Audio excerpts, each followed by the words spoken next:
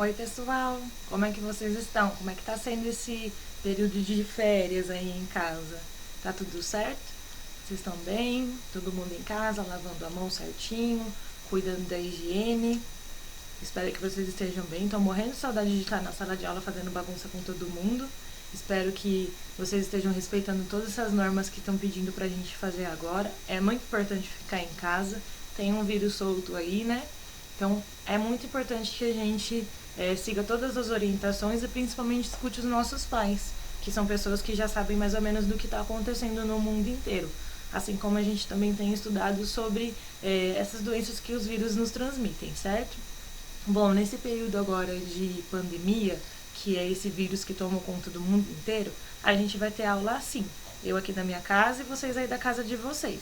Todas as nossas aulas, elas vão ser videoaulas. A gente vai assistir pelo computador ou pelo notebook.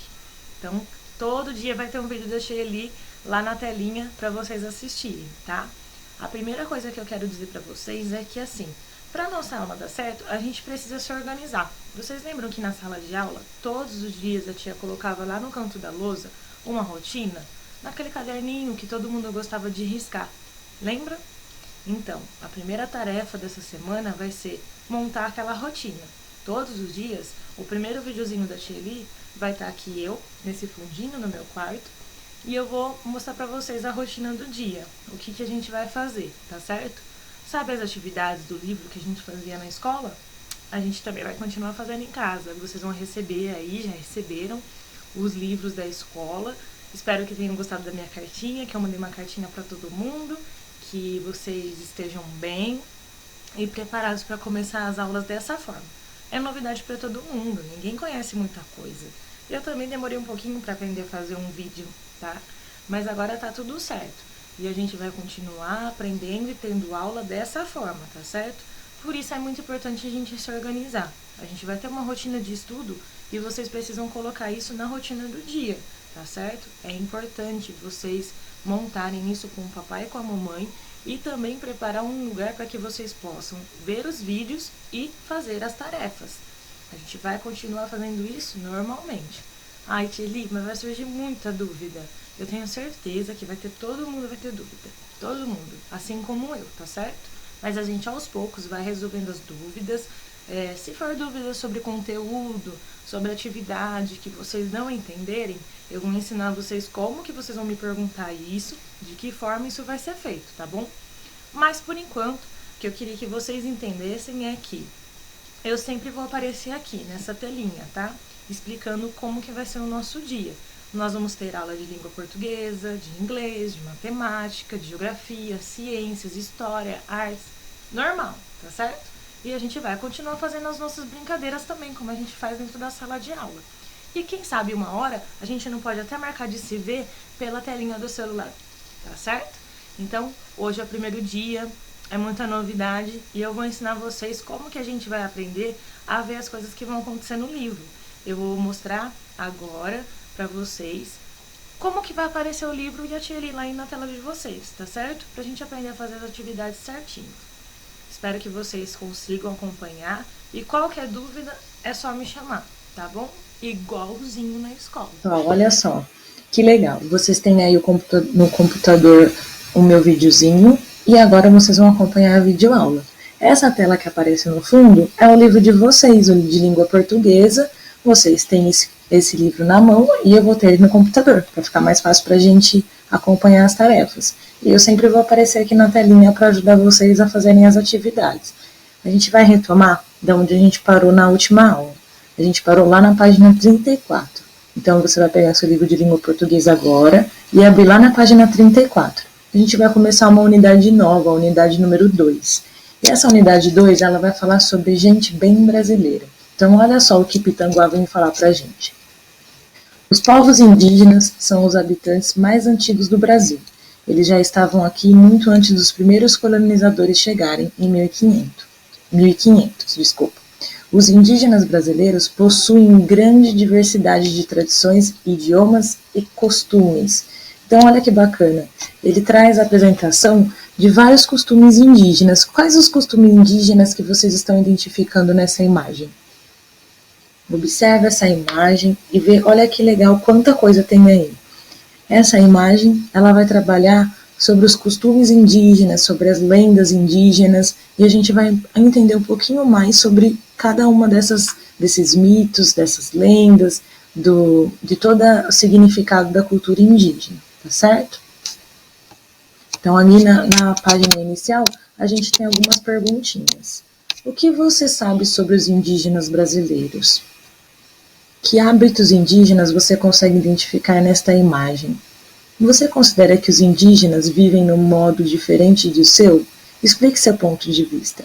Então você pode usar esse momento para pensar um pouco, para trocar uma ideia com o papai ou com a mamãe, se eles estiverem acompanhando com vocês, sobre o que vocês conseguem identificar nessa imagem. Lembrando que essas respostas são para vocês contarem, falarem, não registrarem, tá bom?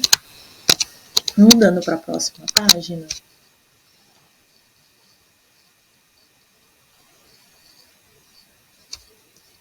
A gente tem lá, antes da leitura. Você sabia que muitas lendas surgiram entre os povos indígenas? Nas páginas seguintes, você vai ter uma delas, que surgiu entre os indígenas maués, habitantes da região amazônica brasileira. Irapuru, o canto que encanta. Então, olha lá, ele vai começar a falar agora sobre uma lenda. Então, vamos prestar atenção um pouco sobre o que vai acontecer. Valdemar de Andrade e Silva, autor dela, foi artista plástico, ator, pesquisador de cultura indígena e escritor, e viveu entre os anos de 1933 e 2015. Ele nasceu em uma fazenda interior do estado de São Paulo e viveu muitos anos entre os grupos étnicos do Parque Indígena do Xingu, do estado do Mato Grosso, onde se inspirou para criar as suas obras. Olha lá agora, ele pergunta: qual dos animais a seguir você acha que seja um irapuru? Contorne-o e justifique sua escolha. Então, o que vocês acham que é o irapuru? Que animal é esse? Aqui a gente tem um pássaro, um peixe, uma tartaruga. E aí? Pode circular, tá? Lembra do título do texto, do poeminha que a gente vai ler, tá bom? Que ali tem uma dica sobre qual animal pode ser. Assim que vocês responderem, a gente vai para a segunda opção, que é para discussão. Lembra que eu ensinei para vocês que esse balãozinho ele é para discutir oralmente? Então, olha lá. Em sua opinião, qual é a característica mais marcante do Irapuru? Que será, hein? Observe a capa do livro em que a lenda que você vai ler foi publicada. Olha aí um livro que a gente vai ler um trechinho dele. Lendas e mitos dos indígenas brasileiros, dos índios brasileiros. Olha lá, que legal, né? Esse fundo colorido, cheio de imagem indígena. É a capa do livro desse trechinho que a gente vai ler. E ele pergunta assim: que elementos você consegue identificar nessa capa? Então, nessa capa, o que é que você consegue ver? Pensa aí, você consegue ver os peixes, os indígenas, florestas, a oca, tem várias coisas, vários elementos. E agora a gente vai iniciar a leitura 1 do nosso livro. Vamos lá? Agora vamos ler a lenda e conhecer um pouco mais sobre a cultura indígena. Eu quero que vocês leiam esse trechinho para mim, tá?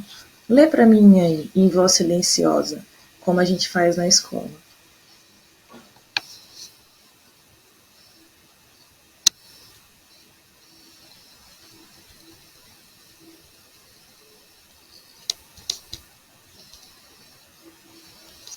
Assim que você terminar de ler, a gente vai passar agora para uma parte do estudo do texto, tá certo? E antes do estudo do texto, eu quero que vocês verifiquem, escutem um pouquinho sobre o que o livro traz para a gente.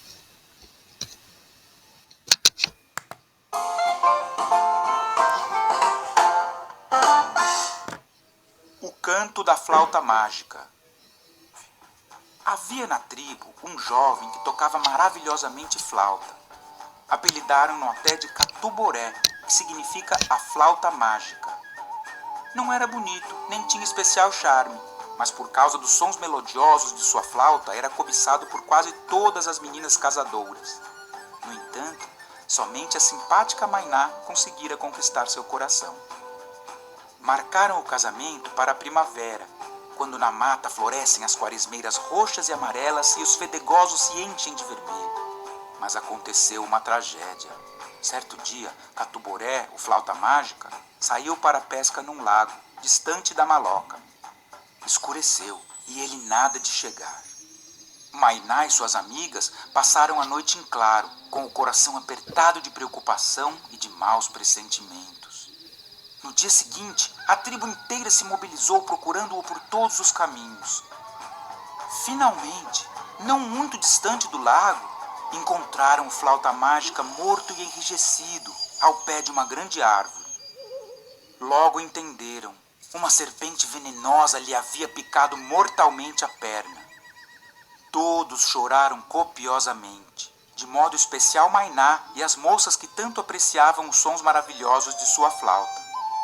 Mas como estavam distantes da maloca e quase todos estavam ali presentes, resolveram enterrar Catuboré ali mesmo, ao pé da árvore que assistira à sua morte. Mayná, quando a saudade batia mais forte, vinha com suas amigas chorar sobre a sepultura do amado. Passaram-se várias semanas e a saudade e as lágrimas não diminuíam.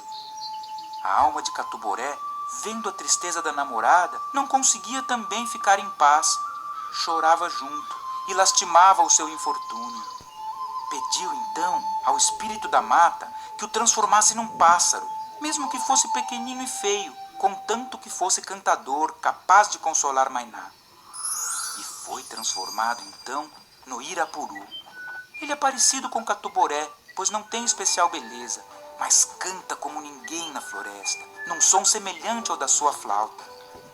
Hoje, tanto tempo depois, o Irapuru continua a cantar, embora apenas ocasionalmente. Mas quando entoa seu canto belo e triste, todos os animais se sentem atraídos uns pelos outros, começam a namorar e a se beijar. Os demais passarinhos que também cantam e gorjeiam, respeitosos e atentos, se calam completamente. Só se escuta a voz dolente do Irapuru consolando sua amada. Leonardo Boff, O Casamento entre o Céu e a Terra. São Paulo, Mar de Ideias, 2014. Legal, né, galera? Esse trechinho, esse áudio, ele mostra uma outra versão sobre o canto do Irapuru. Ele vem apresentar pra gente uma lenda contada. Então a gente vai ter vários momentos no livro que a gente vai fazer uma pausa e vai escutar um pouquinho. E essa versão, ela entende, a gente consegue entender quem foi o Irapuru, como que esse mito se deu, esse mito indígena, tá certo? Então vamos continuar. Agora a gente vai para o estudo do texto, que é da mesma forma, lembra? Olha lá, tem um balãozinho, então a gente vai discutir oralmente. Ele faz algumas perguntas, eu quero que vocês leiam essas perguntas e vocês pensem nas respostas. Ah, tia, preciso anotar em algum lugar? Não, esse trechinho a gente vai discutir, vai pensar nas respostas, a gente vai interpretar o texto mentalmente. A gente vai compreender o que o texto traz pra gente, tá certo? Eu quero que vocês leiam, pensem sobre essas reflexões que o livro traz e a gente passa para a próxima página. Vamos lá.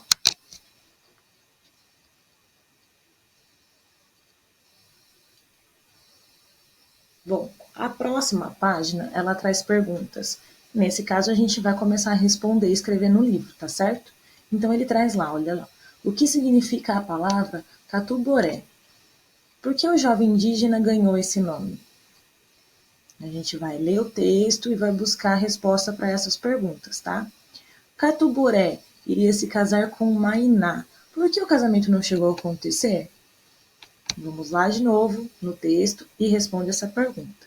Número 6. A alma do jovem foi transformada no pássaro por quê? A primeira opção, o deus Tupã quis castigar Catuboré. Ou a segunda opção, o deus Tupã atendeu ao pedido da alma do jovem Catuboré. Eu vou marcar um X na que eu acho que é certa, tá certo? Número 7. Sobre o jovem indígena e o Irapuru. Responda as questões. A. O que há em comum entre eles? Letra B. Qual é a semelhança entre a flauta tocada pelo indígena e o pássaro Irapuru? Lembra que a gente teve duas versões da história? A gente escutou uma pelo áudio e a outra a gente leu. Eu quero que vocês respondam ao número 7 com base nisso que a gente ouviu e leu, tá certo? Aí a gente vai passar para esse finalzinho do livro ali, ó. O Irapuru. Presta atenção porque aqui tem uma dica para uma resposta que a gente fez lá no começo, hein? Também conhecido como Uirapuru, o Irapuru é uma ave amazônica, cujo canto é considerado o mais belo da floresta. É um pássaro pequeno, com aproximadamente 12 centímetros de comprimento. Pega aí a sua régua, coloca ela lá, 12 centímetros, para a gente ver quanto que mede esse pássaro. Ele é grande ou ele é pequeno, hein, gente? Continuando, hein? Número 8. Releia o seguinte trecho da lenda. Saindo a aldeia inteira à sua procura, encontraram-no sem vida, à sombra de uma árvore. Pessoal, a letra A quer saber o que a expressão sem vida significa. Anota aí a resposta. Que efeito essa expressão cria no texto? O que ela quer dizer? Quando você lê sem vida, ele dá uma expressão triste, alegre, assustada. Qual é a expressão que você... O que ele sente? O que você sente com isso? Você vai colocar o que ele dá no sentido dessa palavra ao texto, tá certo? Número 9. Os indígenas têm uma relação forte com a natureza e acreditam em várias divindades. Qual deus é citado nessa lenda? Relendo o texto, tá certo? Número 10. A lenda Irapuru, o canto que encanta, explica o surgimento da flauta, do pássaro Irapuru ou do casamento indígena. Lembra que esse é referente ao texto e não ao áudio que a gente escutou, tá certo? Número 11. Sobre essa lenda, marque C nas informações corretas e E nas informações erradas. Então, se for certo, eu vou colocar a letra C. Se for errado, eu vou pôr a letra E. Eu vou ler todas essas opções que estão aí. E, de acordo com o texto, eu vou colocar se é correto ou se é errado. Combinado? Mudando a página agora.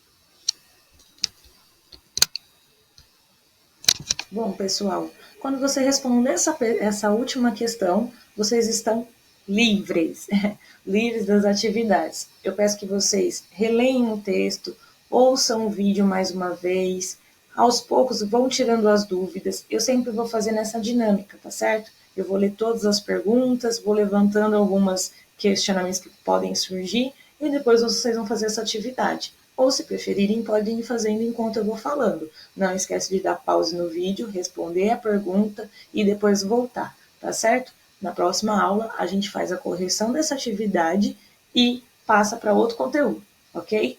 Beijo, até mais!